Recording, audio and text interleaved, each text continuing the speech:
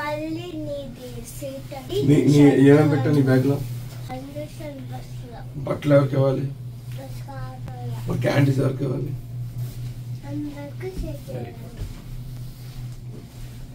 Winter festival రోజు ప్రోగ్రామ్కి తగ్గట్టుగా మార్నింగే హెయిర్ స్టైల్ అయితే వేసుకొని రమ్మన్నారు. సో అందుకని మా పెద్దాడు ఆ రోజు హెయిర్ స్టైల్ తంది పైన బన్ పెట్టడం అనమాట, అది వేసేసి పంపించాను. అండ్ మా శామ్ సిటిజనే కాబట్టి నేను 2 జళ్ళు వేసేసి పంపించేశాను.